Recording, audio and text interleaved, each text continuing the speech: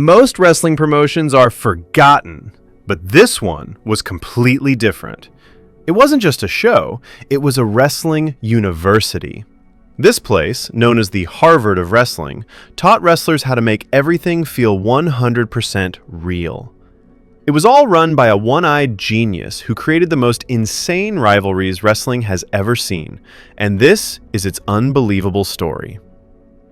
This promotion told stories that were so real, they were terrifying. But what you don't know is that behind the scenes, a tragedy was happening that would destroy everything. The genius who built this entire world was fighting a secret battle, and it led to one of the most shocking collapses in entertainment history. We're going to uncover how he built an empire, and how one unbelievable tragedy brought it all crashing down. To understand Championship Wrestling from Florida, or CWF, you have to meet the mastermind behind it all, Eddie Graham. This guy was legitimately one of the toughest people on the planet. And what's crazy is he dropped out of school in 5th grade, but was so smart he became a professional sailor and a pilot. In 1971, he took over the company with one simple rule. If it doesn't make sense, we don't do it. This wasn't just a saying, it was a law. While other wrestling was getting cartoonish, CWF was all about pure, brutal realism. He made his wrestlers be legit athletes, and every single story had to be believable. This is why they called it the Harvard of Wrestling. Wrestlers literally came to Florida to get an education from him. Future legends like Hulk Hogan, Ric Flair, and the Briscoe brothers all trained under this guy, learning the secrets that would make them global superstars. The voice of this insane world was Gordon Solie, who was so good people called him the Walter Cronkite of wrestling. He made everything sound like a real sport. From the legendary Fort Homer Hesterly Armory in Tampa, he got millions of people glued to their TVs every single week, watching these epic stories unfold. But the biggest story of all started with the son of a plumber from Austin, Texas. In 1974, this guy, Dusty Rhodes, was just a regular bad guy wrestler, no one special. But Eddie Graham saw something no one else did. He saw a future megastar. So on May 14th, 1974, he made a decision that would change wrestling forever. He turned Dusty into a good guy. And bam! Ha! The American dream was born. This was a character built by a genius, but powered by Dusty's incredible ability to connect with people. Dusty wasn't a bodybuilder. He was the son of a plumber who had wined and dined with kings and queens and slept in alleys and ate pork and beans.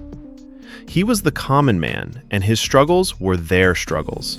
The connection was absolutely insane. He even delivered the most legendary promo in wrestling history, Hard Times, which people still say is the greatest speech ever given in a ring. Graham was a genius, and he came up with the perfect way to make fans go crazy for Dusty. It was called the Dusty Finish. The plan was simple, but incredibly effective. Dusty would win the championship, the crowd would explode. But then, the referee would reverse the decision on a technicality. The bad guy kept the belt, but Dusty was never beaten clean. This made fans so mad they would do anything to see Dusty finally win. It was psychological warfare on the audience, and it worked perfectly. CWF was on top of the world. But things were about to get so much darker. In the 80s, people were freaking out about satanic cults. It was everywhere. So while other wrestling was making kid-friendly cartoons, CWF did the exact opposite. They leaned into the darkness, and what they did next was unbelievable. They found this guy, Kevin Sullivan, and turned him into the most terrifying villain ever. In 1982, he transformed into the Prince of Darkness, a literal cult leader who started his own Army of Darkness with followers like the Purple Haze and the Fallen Angel. This wasn't just a wrestling villain, this was something different. He wasn't talking about winning belts, he was talking about pure psychological torture. The stories were so intense and he was so convincing that people genuinely could not tell if it was real or fake. It was the scariest thing on television. People were so terrified they called the TV stations to complain. Church groups literally protested the shows. They thought it was a real satanic cult. This was Eddie Graham's master plan perfected. He wasn't just tricking the audience, he was using their deepest fears against them.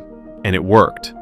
Arenas were sold out every single week, with fans paying to see Dusty Rhodes finally defeat this evil. The company was making more money than ever. But while the show was getting darker, the man behind it all was secretly falling apart. Behind the scenes, the genius Eddie Graham was secretly in a world of pain. For over 10 years, he'd been sober. But he was also dealing with an insane injury from 1968, where a giant steel window fell on his head, leaving him blind in one eye and causing lifelong depression.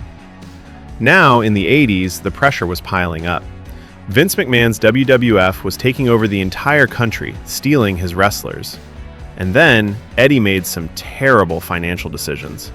He got into a bad land deal and ended up with a debt of $500,000, which is millions in today's money. The stress was just too much.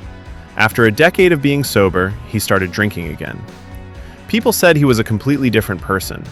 His biggest stars, including his greatest creation, Dusty Rhodes, left for more money. His entire empire was collapsing right in front of him. And then, on Super Bowl Sunday in 1985, the unthinkable happened. Eddie Graham took his own life. He was only 55. The news was devastating. Everyone said the same thing.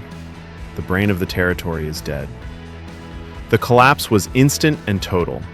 His son, Mike, tried to save the company, but nobody could replace a once-in-a-lifetime genius like Eddie.